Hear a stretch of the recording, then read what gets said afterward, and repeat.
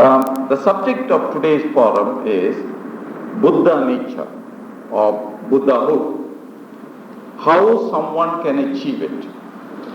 And we are indeed blessed in having the services of two very learned persons on the subject to speak to us.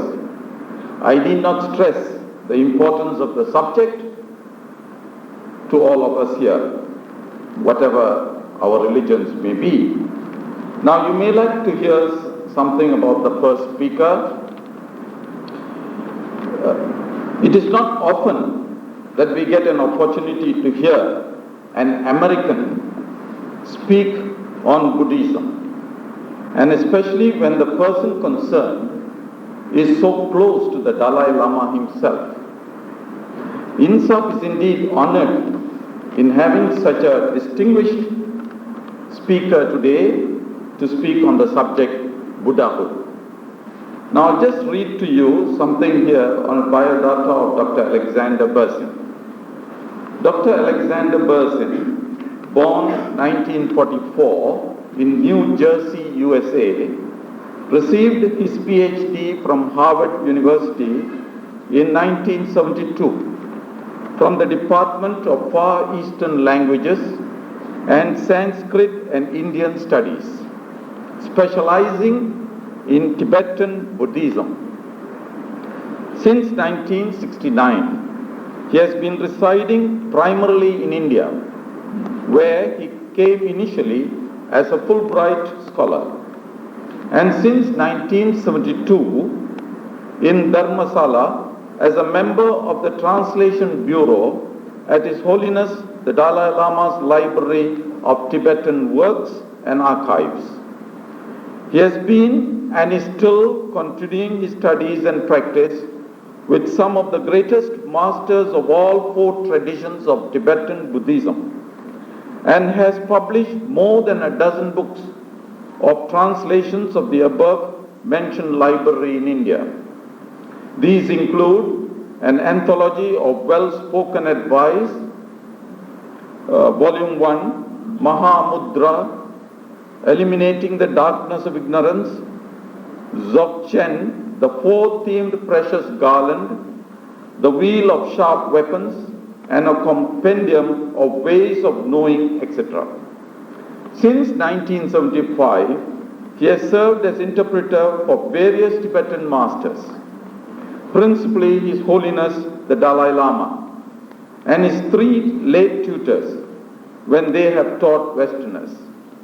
In this capacity, he accompanied Senshap Serkong Rinpoche, the late assistant tutor, on two world tours in 1980 and in 1982. And then, after passing away of Serkong Rinpoche, has made two further such tours, lecturing himself in 1984 and 85. In April 1986, he began his current extended lecture tour in 24 countries, which included translating His Holiness the Dalai Lama in Holland. We therefore now call upon Dr. Alexander Berzin to give his talk. The topic for this afternoon is Buddha nature, or the factors which will allow all of us and all living beings to become a Buddha. Now, in order to understand what these factors are, it's important to have an idea of what a Buddha is. A Buddha, as most of you know, is not a god, is not a creator, but rather a Buddha is someone who has overcome all of their limitations and realized all their potentials and is in the best position to be able to therefore help all others. We can understand this by looking at the meaning of the word Buddha, and as I've studied primarily with the Tibetan tradition, I'll speak from that point of view. In the Tibetan language, the word Buddha is Sangye, and it's two syllables, each of which has a great deal of meaning. The first syllable means clear, Now, clear in various senses. First of all, in the sense of clearing out or clearing away all limitations, obscurations, difficulties, and therefore clear in the second sense that everything about him or her is clear. So, for instance, normally most people have a great deal of limitations. Our bodies are very limited in terms of our energy, our ability to go different places and appear to help all others. We get sick, we get old, all these sort of things limit us in our abilities to take care of ourselves, deal with our own situations and problems, and hamper us from being able to help others. Likewise, we're limited in our communicative ability, our ability to express ourselves clearly to others. Often we cause a lot of misunderstanding. Others get the wrong idea from what we try to explain, or we speak too much or too little, and that causes various problems. Likewise, our minds are limited, and here mind refers not only to the intellectual and rational faculties, but also it refers to our heart, our emotions, our feelings. And so we have a lot of limitations there in terms of our feelings going up and down. We're on an emotional roller coaster. Sometimes we're very excited and attracted to certain people. Other times we feel very cold and hostile, and our minds are limited in terms of what we can understand, particularly in terms of understanding others. Whereas a Buddha is someone who has cleared away all these limitations so that everything is clear about them. They have no limitations in terms of their bodies, so their bodies are filled with energy which is clear. They're able to appear clearly anywhere and go anywhere completely clear and free from any limitations. Their speech is likewise cleared out of all limitations in terms of being able to communicate to others, so they can express themselves perfectly clearly and everyone can understand perfectly what they mean, and they know exactly what to say, how much to say, and so forth. Their hearts and minds are likewise completely clear, so that their heart is open equally to everyone with equal concern, equal care, and their minds are cleared out of confusion, so that they are clear about everything, understanding everything, and particularly understanding all others and what is the best way to be able to help them. So this is the first syllable of what a Buddha is, someone who is completely clear. And in this way they fulfill all their own purposes. This is something of meaningful benefit to themselves, in the sense that being cleared out of these limitations, they have no problems. Then the second syllable, ge, literally means to be evolved or expanded. And this is what's going to be of meaningful benefit to all others, because they've realized all their potentials, so that they have evolved to the highest state possible, grown to the highest state possible, so that all their energy, in terms of their body, all their communicative abilities, their heart, their minds, everything is now expanding out and evolving out towards others and towards helping others. So from the point of view of the explanations of the Tibetan tradition, this is what a Buddha is. Now we can ask, how is this possible to attain, and is it possible for everyone to attain? And according to the tradition, it definitely is possible. And why is it possible? It's possible because of the various factors which we all possess, down to the tiniest insect, which will allow us to become clear and to evolve. This is what is known as Buddha nature. Now, in order to understand precisely what it's referring to, this Buddha nature or these factors, it's necessary to have an understanding of the mind. This is a very important topic, obviously. Now, mind, according to the Tibetan Buddhist explanations, is really speaking about something a little bit different from what the English word mind tends to mean. This has always been a great problem in terms of explaining and transmitting Buddhism, because the words in the various languages used to translate, for instance in English, often are going to have quite a different connotation from the original concepts. And so in English, for instance, mind tends to refer to the intellectual, rational type of faculty, whereas heart in English seems to be speaking about something quite different.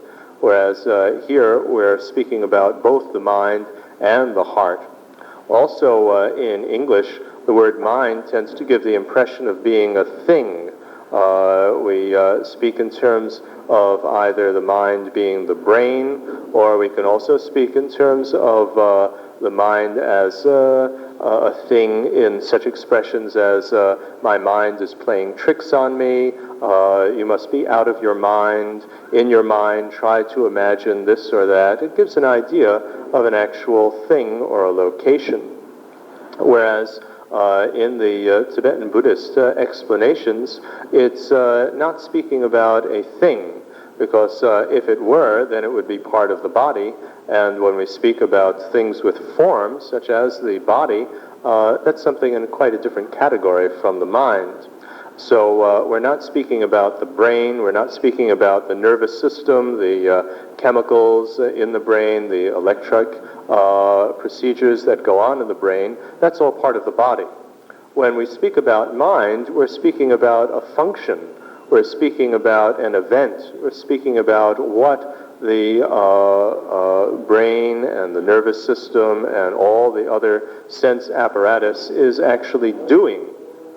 And what it's doing is usually translated, according to the definition, as having clarity and awareness. Now, this is in two senses, both transitive and intransitive. Clear in the sense of being clear and also making things clear, and aware in the sense of both being aware and making things objects that we are aware of. Now, again, we get into a little bit of trouble with English, because clarity and awareness, again, are a little bit misleading. If we look at the explanations, what is being defined as being clear is to have something arise, or for something to dawn like the sun dawns. And so, for instance, we have thoughts arise, we have sights, sounds arise, we have feelings, emotions, intuitions. All these various things are arising. Now, things also arise on a mirror, and mind is different from a mirror, and so we have the second quality or function, and that's awareness. Now, when we speak about something arising, we see if we use the English word clear, it gives the impression that it should be clear. But for instance, if I take my glasses off, a blur arises, and that would still fulfill the definition, even though a blur is not really clear. It's just something arising, the happening or event of an arising. That likewise would be the case when I fall asleep. When I'm asleep, a darkness is arising, even though normally in English that wouldn't be what we would consider clear. Now, awareness, the additional function, is speaking about some sort of involvement or engagement with that object. Now, again, the English word awareness gives the impression that we should know what it is, we should be aware, which isn't necessarily the case. It can be any type of engagement, any type of involvement with that object, either conscious, unconscious, subconscious, We can be really paying attention to it, or it could be inattentive, like, for instance, peripheral vision. It could be like the example of sleep, in which a darkness arises, and the engagement with it is just a deep absorption into it with a great deal of dullness. All of these are different ways of being involved or engaged with an object. And so this is what mind is talking about. It's talking about these events of arisings and involvements with objects happening. Now, that is the conventional or apparent nature of the mind. The apparent nature of what's going on are all these events of things, of arisings and involvements happening. And as an apparent nature, it conceals something deeper about the mind, and what it conceals deeper is its deepest nature. That's sometimes called the ultimate nature, whereas the apparent nature is sometimes called the relative or conventional nature. But again, we shouldn't be a little bit misled by these words, because ultimate often sounds as though it's up in the sky, absolute, unrelated to things, which is not the case. When we speak about the deepest nature of the mind, the deepest nature of these events which are happening, what is the deepest nature of it is usually referred to as voidness or emptiness. But again, this is a bit misleading, because it gives the impression in English of nothingness or nihilism, and that is not at all the case of what is being described here. Perhaps an alternative translation for that would be an absence. And it's an absence specifically of something, and that something is fantasized ways of existing. In other words, we have many different levels of fantasy, of ways in which we imagine things to exist. We imagine things to exist, such as, for instance, my mind, as being something solid, concrete, permanent, having a definite identity, which is always the case. Like, for instance, I could think with pride that I have a wonderful mind, I'm so smart, or I could think that I'm stupid, I have a dull mind, I can't understand anything, or I could think that my mind is something that is solid and concrete, which is really me. There are many different strange ideas, fantasized ways in which I could imagine my mind to exist in. This obviously is the case in terms of everything. I could imagine as well that I exist in all sorts of strange fantasized ways, or others, or objects, or situations. Now, what is the deepest truth, the deepest fact about the mind or about anything, is that it exists with an absence or lacking these fantasized ways. These fantasized ways of existing don't exist. They don't refer to anything real. I might imagine that I exist in that way, or my mind exists in that way. That occurs, but that fantasy could cause me a lot of problems, such as if I think that my mind is stupid and no good, then I would never try to understand anything. I would condemn myself always to just keeping quiet and not trying to understand. But that fantasy, that fantasized way of existing, is not referring to anything real, because nobody's mind is permanently, solidly, from its own side, stupid. Everybody is capable of understanding certain things, even to a slightest extent. Even insects, animals are able to understand something. To recognize where they're supposed to go, to recognize where their home is, to recognize where their eggs are. There is some understanding that even animals and insects can have. So, this is the deepest fact, the deepest nature of the mind, that its absence of existing in fantasized ways. Now,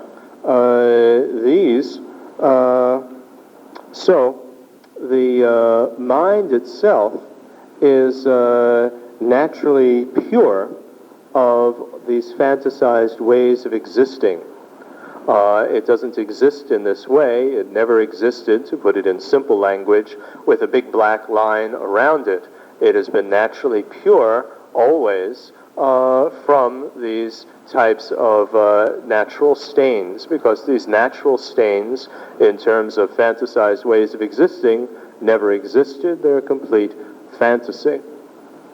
Now, this natural purity of the mind, that it never existed with black lines around it, is something which is most of the time obscured to us. It's not so obvious. And it's obscured by our various disturbing attitudes. There are many disturbing attitudes like lack of awareness, or pride, or anger, or attachment, all these sort of things which tend to confuse our mind. And what they do is they obscure its deepest nature, they obscure its actual reality. And in the process of obscuring it, so it obscures the deepest nature of the mind, and in the process of doing that, it limits the apparent nature. In other words, because of my lack of awareness and my confusion, this type of disturbing attitude, it obscures to me the fact that my mind doesn't exist as something stupid with a big black line around it, and therefore it limits my apparent nature of the mind. In other words, my mind's ability to have anything and everything appear, arise, and to be aware of it fully. So this disturbing attitude obscures the deepest nature and limits my ability to know things, my ability to have everything arise in my mind. But these disturbing attitudes, which are known as fleeting stains, are precisely that. They are stains or obscurations which are fleeting, which pass, which are not part of the deepest nature of the mind. If they were one with the mind, if they were the nature of the mind, if, for instance, my anger or my confusion were part of my mind inextricably, if it was always that as its nature, then it would have to be that all the time, which means that I would always have to be angry, or I would always have to be confused. And that obviously is not the case, because when I'm asleep, I'm not angry. There are various times when I can understand something, and so I'm not confused. Like that, there is always examples that we can point to when these fleeting stains are not there. Now, if that's the case, then they're not the nature of the mind. So what we want to do then is to permanently, forever, get rid of these fleeting stains. And when we achieve a separation from these fleeting stains, when we get all these disturbing attitudes gone from the mind, what are we left with?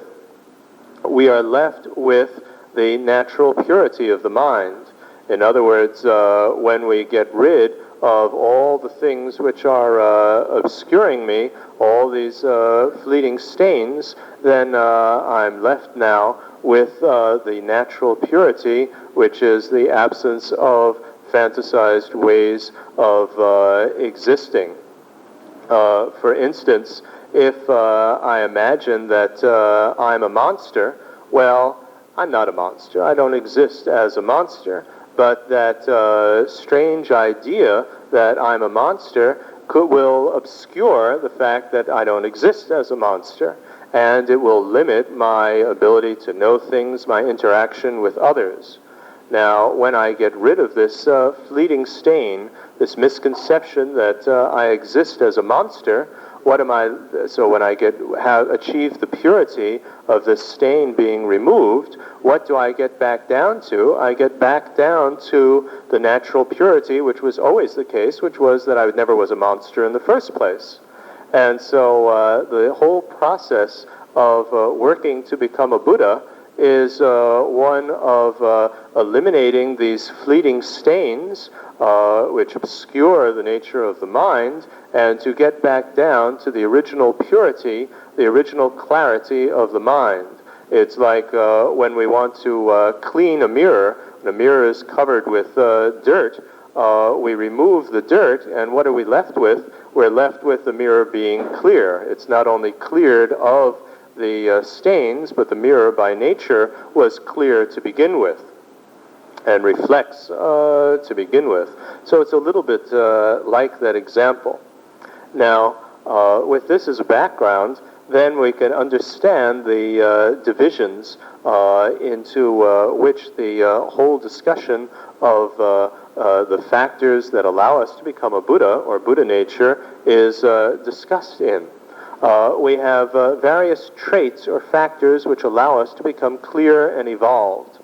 Now, there are what is called the essential nature traits, the traits which are our essential nature, and there are also the evolving traits, the traits which can be evolved.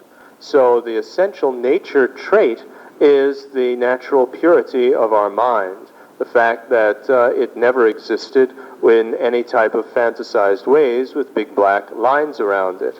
The fact that it doesn't exist that way is something which is true about everybody's mind, from a cockroach's mind to the mind of Einstein. Nobody's mind exists with a big black line around it as something solid and permanent, concrete and findable. Now that's the case also of an enlightening mind, the fact, a mind of a Buddha. The fact that my mind as an ordinary person doesn't exist with a big black line around it allows for the fact that as a Buddha, likewise, my mind isn't going to have a big black line around it. This is something which is always the case. It's the essential nature trait which allows for the fact that as a Buddha as well, my mind doesn't have a big black line around it as, oh, omniscient mind, how wonderful, everybody bow down and praise it. That's not the point. So, this is the essential nature trait.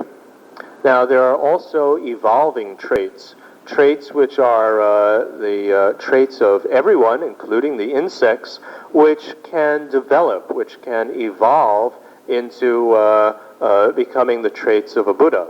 Because you see, the essential nature trait, this absence of the mind existing in fantasized ways, doesn't change. It's always the case. It's the case with ordinary beings. It's the case with a Buddha. But the evolving traits, like, for instance, the apparent nature of the mind, is something which can grow. We have, for instance, the relative or apparent nature of the mind.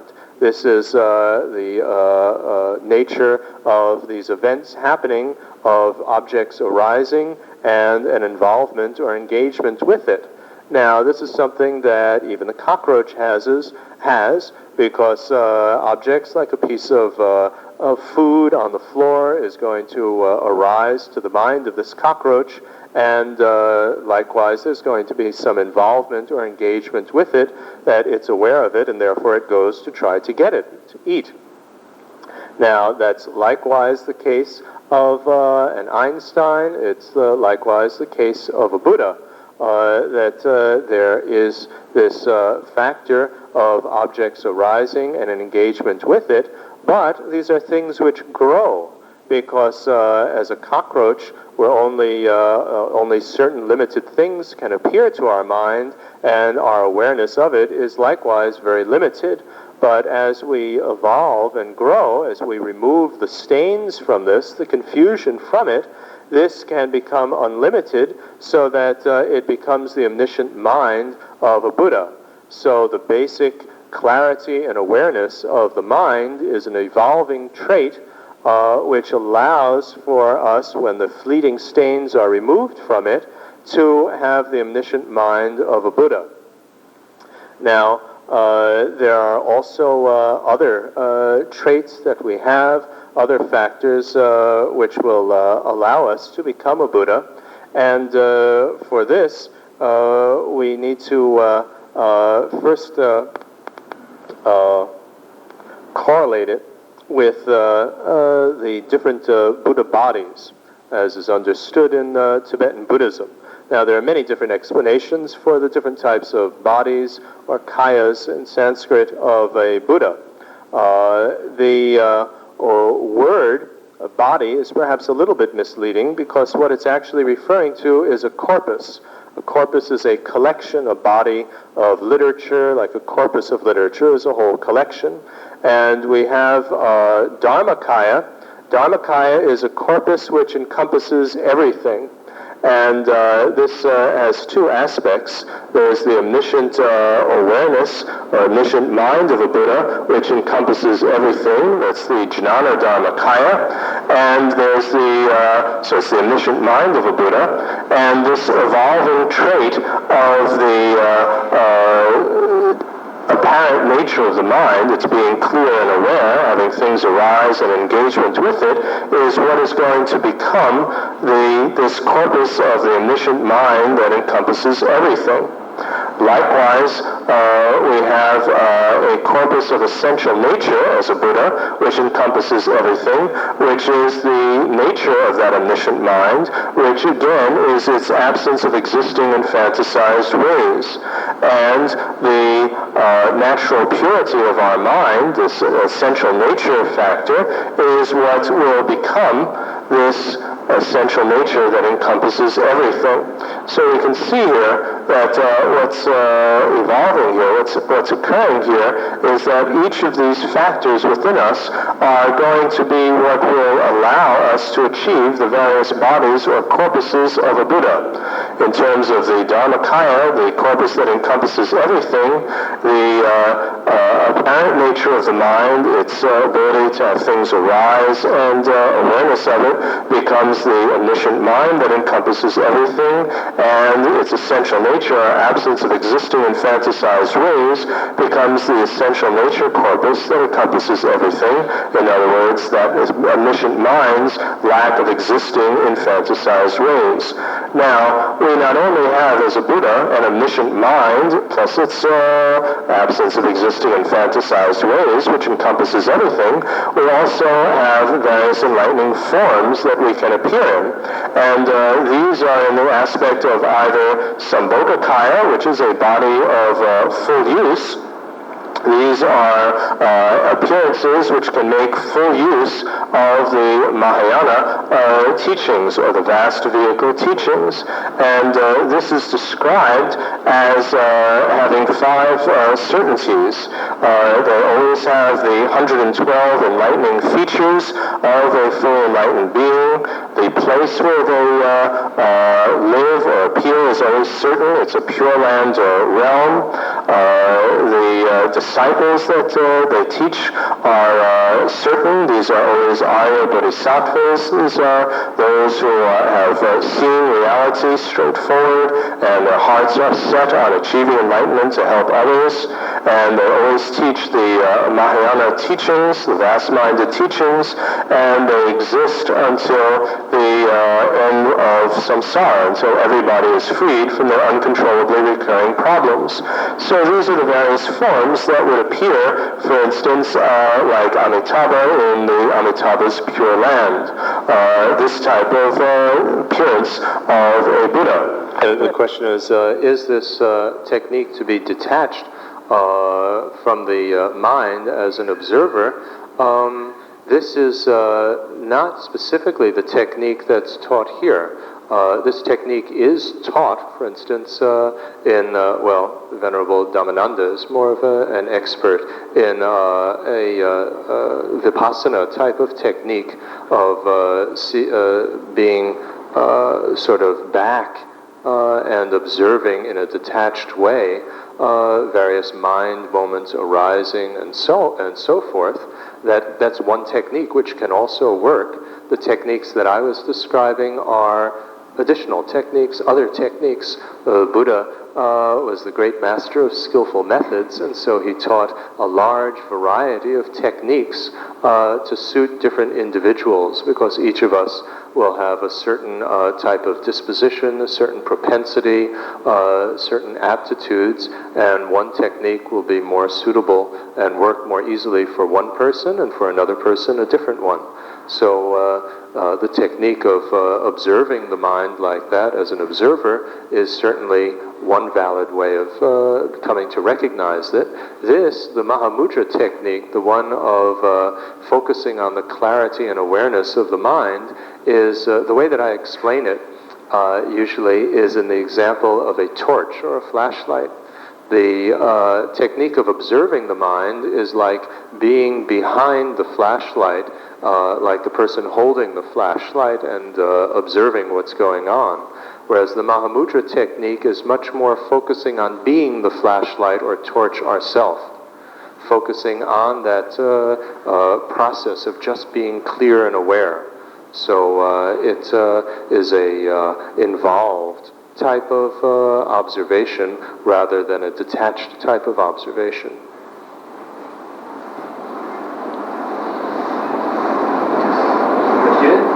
When you talk about the mind, are you talking about the conscious mind, the unconscious mind? Are you lumping the two together as mind?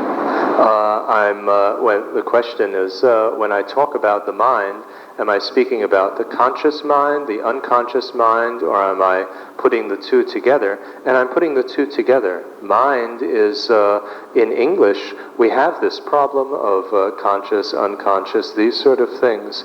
That is precisely one of the causes for our confusion about this subject. It's because of the connotations of the English words, which makes us have different associations. Here, I'm thinking we're speaking about anything. Conscious, unconscious, mind, heart, emotion, feelings. It's any event of an object arising and an involvement with it. So even if it's unconscious, something has arisen, and the involvement is that I'm unconscious of it. I'm not aware of it, but that's an involvement. So we're speaking about both.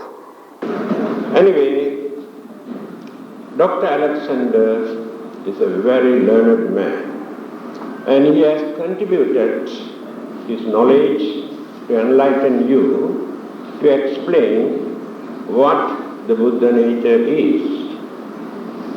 Anyway, I am not a learned man.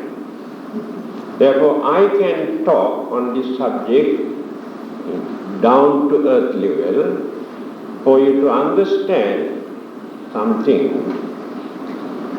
I think the organizers have not done something to do some briefing to Dr. Alexander to tell him the nature or the mentality or the knowledge or the understanding capacity of this subject, the Buddha nature. Because this is a mixed crowd, and they have no idea whatsoever, many of them, about this Buddha nature.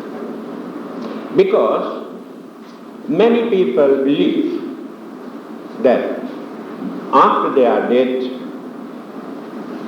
they want to be united or union with Brahma.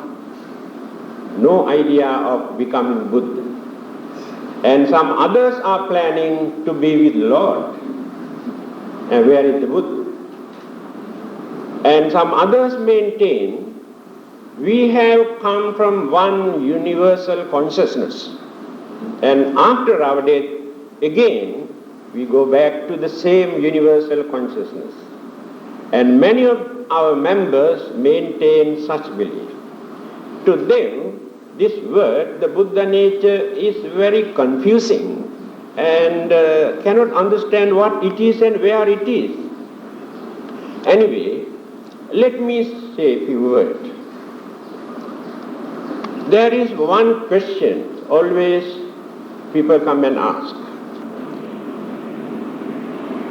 We are Buddhists, and we believe that after our death, rebirth takes place.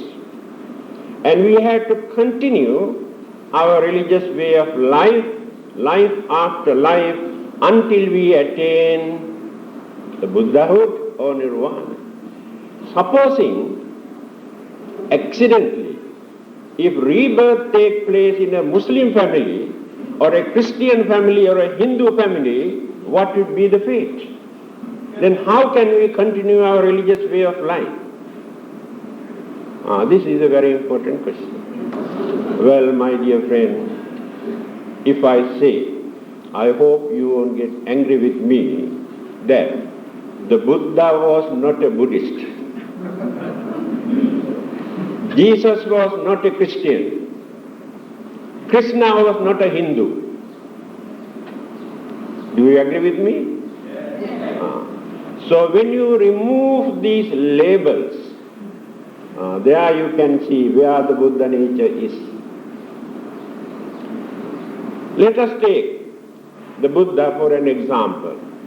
He said he had to work so hard, life after life, to cultivate all the great virtues, qualities, knowledge, wisdom, understanding, to eradicate all the evil, wicked, cruel, dangerous mental forces from the mind, to purify the mind, life after life. Do you think in each and every life he was born in a Buddhist family? Where was Buddhism at that time? So we have created discrimination, differences by giving these religious labels. If we can remove these labels, such as Buddhism, Hinduism, Christianity, Islam, or Sikhism, then you can see the Buddha nature is there. And these labels hinder our purity and our unity and harmony and understanding. Anyway, Hindus have given due credit to the Buddha by acknowledging or inviting him to be one of the incarnations of their God. 9th incarnation after Krishna. That is the way how Hindus acknowledge the Buddha nature. Then later, Christians, but not all. Some of those Christians have written a lot of articles saying the Buddha has mentioned in his last sermon, Mahaparinibbana Sutta, 500 years after his passing away, another Buddha will appear and his name will be Maitreya. Anyway, this is a wrong information. Because the Buddha has never mentioned 500 years. You can read the discourse of the Sutra Mahaparinibbana. He says, in time to come, incalculable in terms of years. But they say, since he has mentioned 500 years after him, another Buddha will appear. Jesus is the Buddha, already appeared. This is the way how they acknowledge the Buddha nature. Again, Baha'i also very clearly mentioned, Buddha has said another Buddha will appear 500 years after him, already appear, Baha'u'llah is the Maitreya Buddha.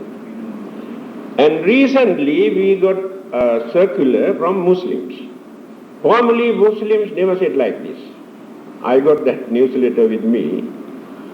In that newsletter it is mentioned, the Buddha has mentioned in Mahaparinibbana Sutta, another Buddha will appear very soon. That Buddha is Muhammad. My dear friend, we must thanks for them. The way how they appreciate the Buddha, that means they acknowledge, appreciate the Buddha. They are ready to accommodate the Buddha in Christianity, in Islam, and Hinduism, and in Baha'i. This is the nature of Buddhahood. Then, To become a Buddha, we must have certain qualities, virtues. Simply by praying or worshipping or maintaining some belief, no one can become a Buddha. Body. To become a Buddha, we must have certain qualities, virtues. Simply by praying or worshipping or maintaining some belief, no one can become a Buddha. And according to Mahayana tradition, they strongly believe that each and every person maintains the potential, the Buddha nature or the Buddha seed, not only amongst human beings. Every living being, every living thing, including plant life. Mahayana Buddhism says, every blade of grass one day will become a Buddha. Now this is a controversial subject. Why? By using our human mind, we can understand how we can develop our human mind to gain enlightenment. But it is very difficult to understand how insects, mosquitoes, develop their mind one day to become a Buddha. Although it is difficult for us to understand, but it is not impossible. Then the biggest problem is the plant life. Our knowledge about the plant life is very limited. Today, scientists have discovered how plant life acknowledge how far they have developed a receptive power to the human mind and vibration and voice. But still, they have not learned how plant life influences us. Take time for them to study. When you study the life of the Buddha, his birth, his enlightenment, his passing away, all those three important events have taken place under the trees, not in a house. And most of his time, for 45 years, he spent under the trees, gardens, and many of those 84,000 items in his teachings were delivered under the trees or in the jungle. Some sort of relationship with the plant life. Take time for us to study the secret. Anyway, there is another big problem. Always ladies come and ask, why ladies cannot become Buddhas? It is very unfair, they say. Then to whom are they going to blame? Can they blame the Buddha? The Buddha cannot stop that. And we cannot say that ladies cannot become Buddha. We have no right. So what they have to do, they must try their level best. One day must attain Buddhahood and show. There you are. You said we cannot become Buddhas, then you like that. Because so far, the names of all those Buddhas who appeared in this world are males, not females. Anyway, world is changing. Today there are lady prime ministers, and ladies are very active in religious, educational, spiritual, cultural field. So there is no reason for us to say that ladies cannot become Buddha. They can cultivate the Buddha nature in them. So don't get disappointed. There are three characteristics for each and every person to cultivate life after life. Saddhadika, Viryadhika, Prajnadika. The whole mankind is divided into these two groups. Those who work as bodhisattvas to become the Buddhas develop one of these qualities. First group develop only faith and confidence, Shraddha. Through their faith and confidence, later they develop the rest. Until they attain the enlightenment, they continue this method. Another group cultivate virya, effort. They use their full effort by sacrificing everything, by suffering. That effort later cultivates some other virtues and the qualities to gain enlightenment. Another group develop more prajna, more understanding, intellectual level to gain enlightenment. So we belong to one of these groups. Some are more intelligent than others. Some have more devotions than others. And some use more efforts than others. These are the three characteristics we had to develop in order to become a Buddha. Then there are perfections of paramitas. I told you, the Buddha never claimed that he was a god when this question was put to him by many people. Because of his personality and serenity, features, complexion, wisdom, people could not believe that he was an ordinary human being. So when they asked whether he is a god, he said no.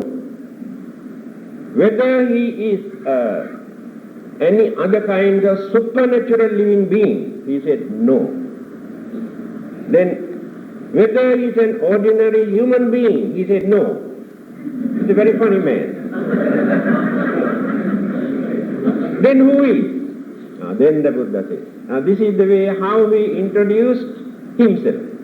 This is in Tripitaka, you can say, Abhinyayan Abhinyatan. I realized everything in this universe. Bhave Tadvancha Bhavitam. I have practiced and cultivated all the great virtues and the qualities in this world. Pahatabbam Pahinan Me. I have eradicated all the evil, wicked, dangerous, harmful, evil forces from my mind. Tasma Buddhosmi Brahmana. The one who asked this question was a Brahmin. Then the Buddha said, Brahmin and the Buddha. This is the way how he introduced. So we cannot acknowledge that he is a prophet or a son of God or a representative of God or not even a representative of another Buddha. Please remember this. Each and every person works individually by cultivating all the great virtues to attain Buddhahood. That is why Buddhism says we are all bodhisattvas. Buddha has no chosen people. He said each and every person can become a Buddha one day. But many other religionists, when they talk, the followers can join with their Lord or Brahma, but they never gain the same position in heaven or in Brahma. But Buddhism says, by practicing the Buddhist way of life, you also can gain the same position, same enlightenment, not inferior to the Buddha's enlightenment. This is the difference between Buddhism and other religions. So the 10 perfections are very simple. Practicing dana, sila, renunciation, then prajna, virya, shanti, satya, adhitthana. I think all these words are very common, you can understand the meaning. And Mahayana Buddhism has taken the cream of these 10 and introduced only 6. 6, not much difference, whether 6 or 10.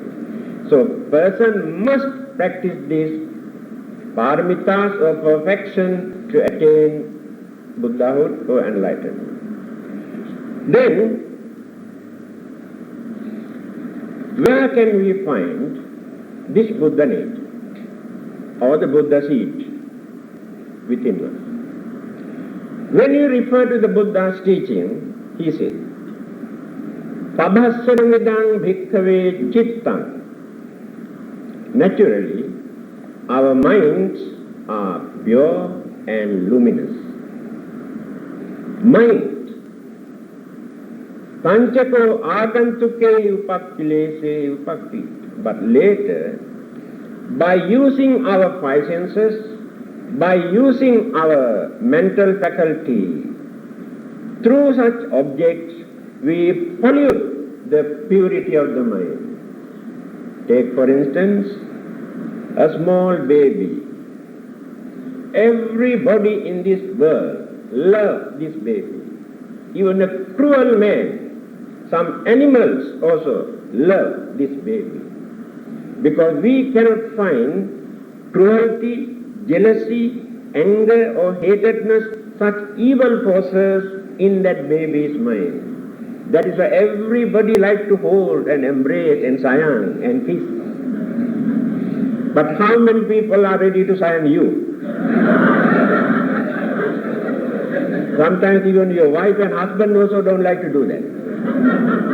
Because you have a lot of jealousy, anger, hatred, evil forces in your mind. You have developed them later by using the mental faculty. Let us take a small children who study in a kindergarten. There are Muslims, Christians, Hindus, Buddhists, Indian, Chinese, all sort of people. Among these small innocent children, no discrimination. They do not know anything about religion or culture or tradition, or all are equal to. At that stage, they are so innocent because those evil forces not yet developed in their mind. The later, who develop these evil forces in their mind, parents, elders and others, they introduce discrimination. Look at those people. They are Muslim, they are dirty people. They are Christian. Don't trust them. Very crooked, very cunning person. They are Buddhist and Hindu. They are stupid people. They worship idol. They worship this. Then implant these ideas in their mind. After that, they go on developing. Then they hate. I can give you a simple example. What happened in 1959 when I visited hospital, Bansa Hospital at that time. A group of young boys were there. As soon as they happened to see me, boys are boys, you know. Hey, gota kala. Hey, gota.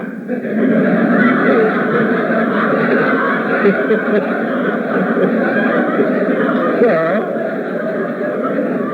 I did not show my emotion or anything.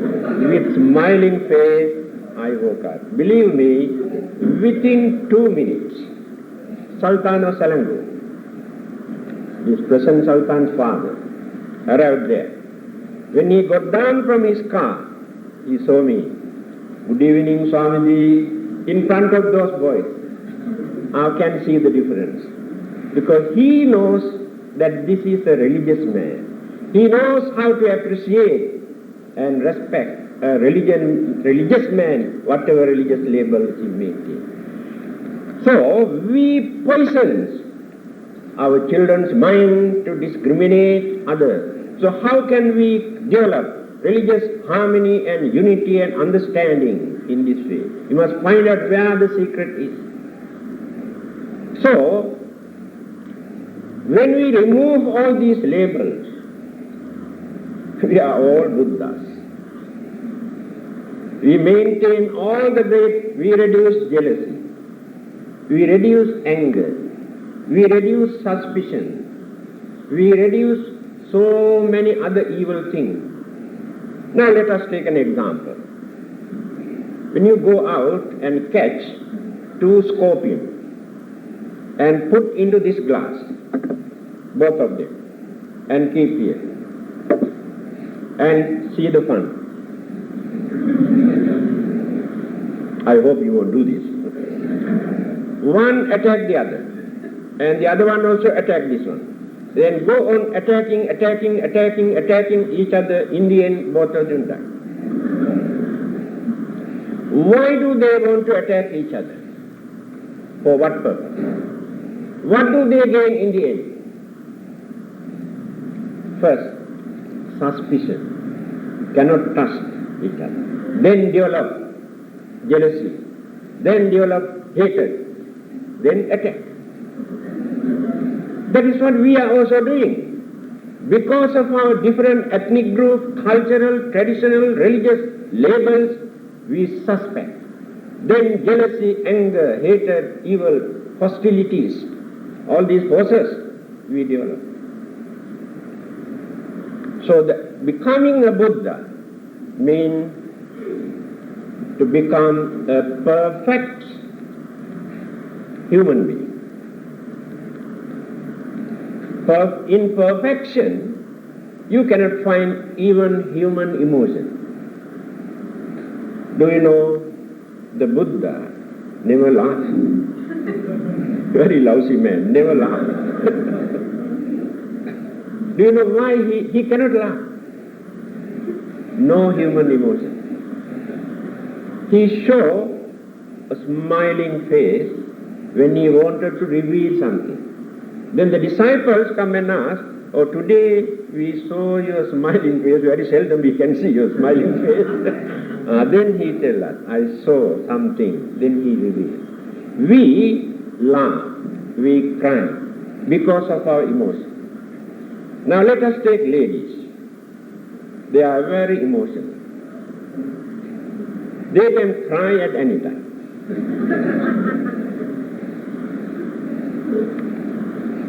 But within 2-3 minutes again they can laugh. Man cannot do that.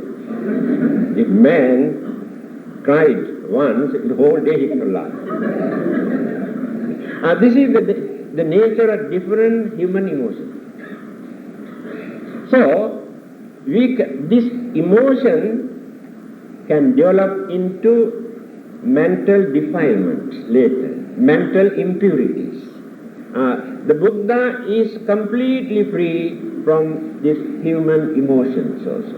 He never cried, he never laughed, and he never showed his emotion, but serene, nice, calm personality. And this is the difference between a Buddha and ordinary human being. Then, the Buddha's attitude toward the Buddha figure. This is also another important item. There was no evidence for us to prove that there was any Buddha image for nearly 500 years after his passing away. During the Buddha's time, when disciples wanted to erect the image, Buddha said, not necessary.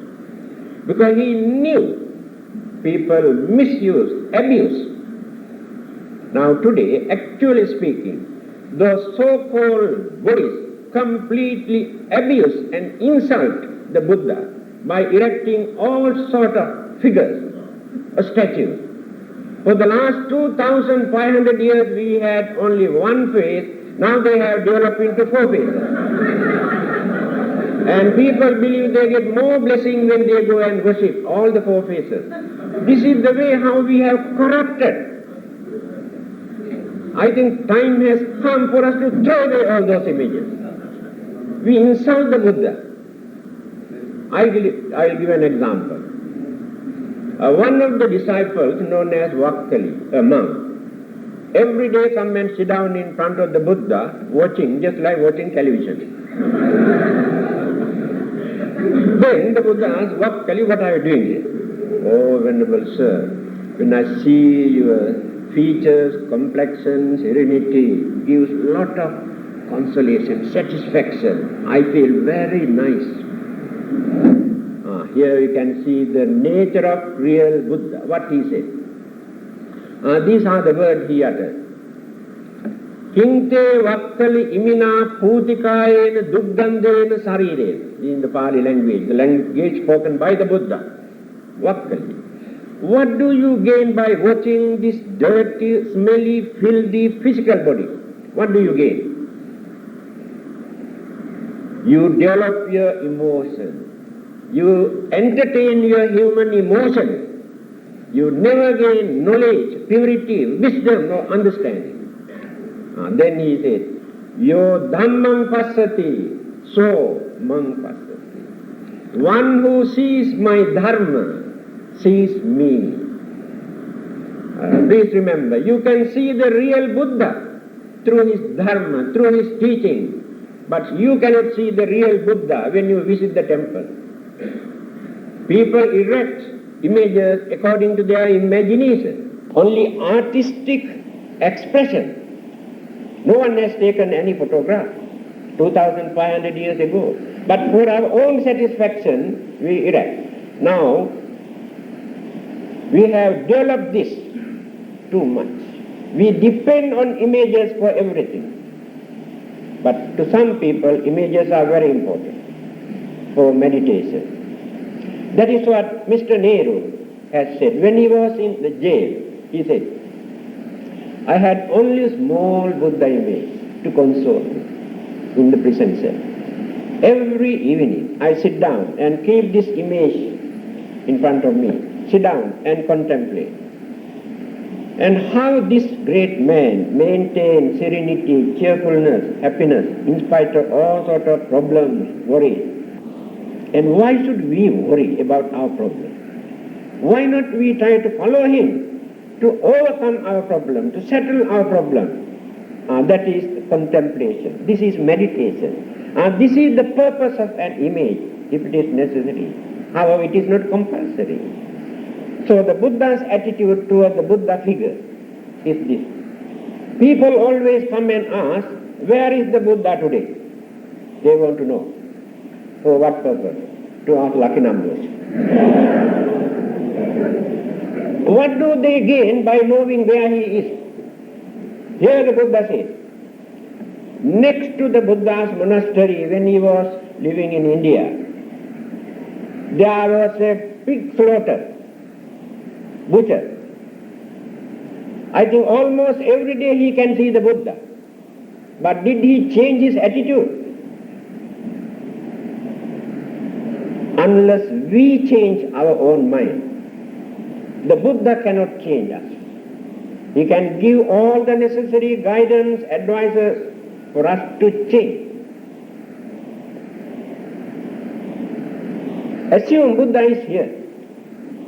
If we are not ready to listen to him, to understand him, to follow his footsteps, do you think that you gain anything from him?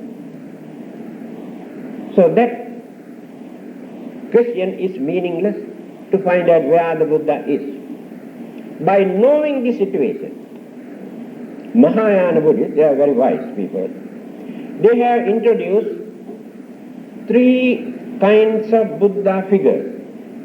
Kaya, Trikaya, Dharmakaya, Sambhogakaya and Nirmanakaya. Three bodies of the Buddha. I say, one physical human body, just like ours, eating, sleeping, walking and going to toilet, just like us, that is one body.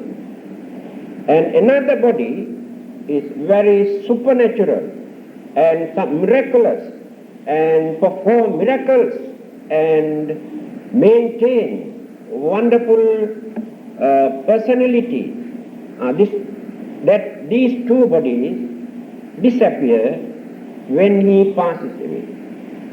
But another body called Dharmakaya, doctrinal body, remain forever. And then people can satisfy, oh, the Buddha did not disappear. The Buddha still exists. What they try to point out, in his teaching, in Anguttara Nikaya Sutra Pitaka, the Buddha said, whether the Buddhas appeared or not, the Dharma exists forever. This is the truth revealed by the Buddha. Because Dharma is not created by the Buddha or God or anybody. A religion cannot create Dharma. Religion can reveal, explain the nature of the Dharma. Dharma exists. In Dharma we can find universal value. These are natural occurrences. No one can create Dharma, no one can change the Dharma, no one can destroy the Dharma. That is what the Buddha says. Dharma exists forever. When the Buddhas appear from time to time, he reveals what this Dharma is and how to work in accordance with this Dharma, how to adjust our way of life. Now today, we are going on worshipping and offerings and burning joss sticks in the name of Buddha, thinking that we are following the Dharma. Dharma is no more. Dharmo vanantrang gata. In Sanskrit language, there's a saying, Dharma has gone to jungle. And what happened? Law of the jungle come to the concrete jungle. We are following the law of the jungle too. No more Dharma. Where is honesty, sincerity, kindness, compassion, understanding in human life today? Where is patience, tolerance in us? Then where is Dharma? Where is religion? What is the use of our prayers, recitals, sutras, worshipping, if we have not learned how to live as cultured, civilized, harmless, reliable human beings? We have ignored all the important aspects where we can find the Buddha nature. And we go and worship, thinking that we can gain this Buddha nature, inject into our body, just like a current. It is not a current. Potentials of Buddha nature is natural, we have to cultivate, then one day we will be able to experience the gain, enlightenment, wisdom, to serve the whole mankind. Thank you, Dr. Dhammananda. Listening to both the speakers, I couldn't help thinking to myself, when will I be a Buddha? You know? And I thought to myself, having listened to the first speaker, who said that the only way to Buddhahood is by having a clean mind. And I know my mind is like a monkey's. Jumping here, jumping there, even now it's jumping, you know. So, but I take, I'm quite happy in the thought that one day, as what the Hindus say, we will all reach enlightenment. There's a nice story. I would like to tell you a Hindu story. It goes like this. There was this holy man. He was walking along very worried as to when he will achieve enlightenment. Suddenly he saw under one pipal tree, in a very shady tree, there was this Muni, or very holy man, seated in meditation. He waited for him, and when he opened his eyes, asked, when will I get enlightenment? The holy man said, well, you have gone through many births. You have done your duty. I think within the next 3 or 4 births, you should get your enlightenment. The holy man was very unhappy. 3 or 4 more births, he sat there and cried. At that moment came another man, jumping and dancing along, And he heard this man posing this question, when will he get enlightenment? So he asked this Muni, when will I get enlightenment? The man said, the holy man said, just look up the tree. Look at the number of leaves there. Well, that number of births you must have before you get enlightenment. What did this man do? He jumped for joy. He said, now at least I know I will definitely get enlightenment. I'm not bothered about the time or the number of births, but I know I will get that enlightenment. So I myself, I am in that position. I know that I will get enlightenment or Buddhahood, as you say, and so I'm not so worried about it. Anyway, we heard the first speaker who said that the mind must be clean, or what you call, to achieve Buddhahood. And the second speaker said, stress the need for effort on our own part to seek salvation. So now that you have heard both the speakers, and since we have only 20 minutes, in fact less than 20 minutes for questions, I will not summarize what they have said, but will call upon you to ask any questions or clarifications from both the speakers. Thank you very much. This question has been actually lingering very much in my mind, not only in Buddhism, but also in Hinduism, and many others who have many forms, many deities. Now the thing is, in this age of reason, where there is so much rational thinking all over, that even the youngest child, even straight from the cradle, starts asking questions about things. I'm just wondering whether this sort of a thing should go on, because of the fact that, that we see many people living and dying in the adoration of deities, right to the very end of their lives. And because this has been so much institutionalized, any institution which sort of backs this up, tries to protect it right till the very end. Don't you think there should be something where these institutions who have been institutionalizing deity worship should sort of slowly and very regularly and very carefully try to educate the people as to the reason and slowly try to eradicate this, very, very slowly. Because this is an age of reason and rational thinking, as we all know. I would agree that it's necessary and very helpful to try to educate people as to the intention, meaning, and the use of these various deities. But when we speak in terms of eradication, I think it's very important to identify what the troublemaker is, what the source of the difficulty.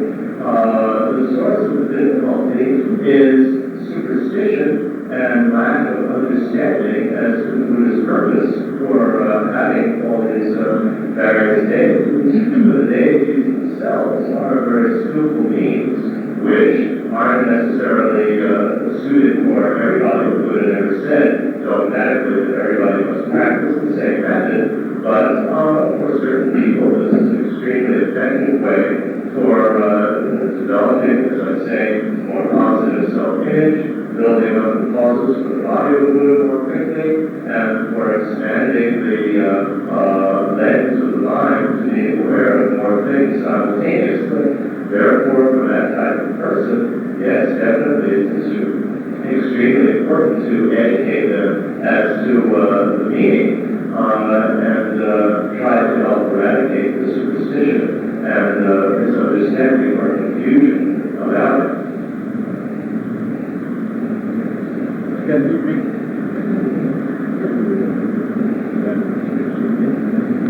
But in the name of tolerance, we have to accept that different people are going to practice religious paths and spiritual paths in different forms, including daily practice. Regarding this question posed by Dhammananda, the Buddha has given the answer. When you read Dhammapada, very clearly he has mentioned, Bahumve saranang yanti pabbhatani vananicha arama rukkha chetyani manussa bhaya. This is the answer. Manussa bhaya tajjita. Many people in this world go and worship and do some offerings to various idols and pagodas, trees, rivers, jungles, caves and various other places, and express their grievances when they are in fear and suspicion. By doing that, they gain some sort of satisfaction. It is true, mostly psychological. And when you have some problems and difficulties and you cannot settle this problem, you go. You visit certain places of worship and do some offering with confidence. You express all your grievances and thinking that you will be able to find out some sort of solution. Then you console, your mind console your own mind. Your mind answer your own prayer. But you think this come down from heaven or through spirit or this or that. But the Buddha says, definitely you experience some good result. It is like this. When you are having headache, usually you take 2 Panadol. Do you experience relief or not? Definitely. But after 3 hours or 4 hours, again you get back the headache. The reason is you have not given remedy to the main cause of your headache, only the symptom of the sickness. Then the Buddha says, Netang ko saranam khemam netang saranamuttama. This is not the correct way for people to take refuge, go and worship, to get rid of their worries and fear and tensions and suspicion. Then try to understand the nature of life, the nature of existence, nature of worldly condition, nature of the mental human mind. That is what she says, education. So the answer was given by the Buddha. Thank you. My question is a very naive and simple and down-to-earth question, because today's Stars paper reports that the world population will be reaching by next week 5 billion. So that means 5 billion human forms have been created. So the question is, how is this increase in the world population coming in terms of souls being created, or is there a transformation or such things? To answer this question, why population is increasing, is actually, I can say very frankly, I am not responsible for that. And you people are responsible. You have to answer why population increase. Well, when you refer to the Buddha, again you can find the answer. Universes are infinite. And living beings exist in various other universes. We should not think the limited number of living beings going round and round like merry-go-rounds. And also difficult for us to believe that God creates all these living beings, because in certain countries where people cannot find out even one meal a day, millions and millions like flies. So it's very hard for us to believe. So the answer is that we exist, living beings exist according to our own karma, either in suffering state or in pleasurable states. And when the world system completely disappears, because these world systems are not permanent, definitely disappear one day, degenerate, disintegrate, then All these living beings again exist in various other planetary systems where there are living beings, other universes. The Buddha has mentioned 10,000 world systems. He mentioned only 10,000. He said, Sahasri Dasa Sahasri Loka Dhatu, 100,000 of universes. So, infinite. So, here, 5,000 millions actually is nothing.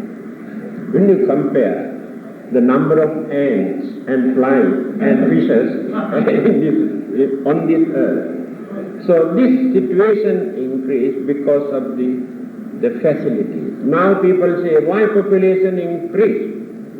Medical facilities, environment, food, and protection, precautions. But many hundred years ago, these facilities were not available.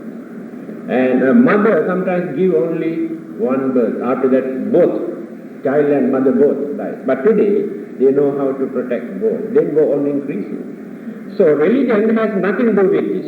And you are responsible. Thank you.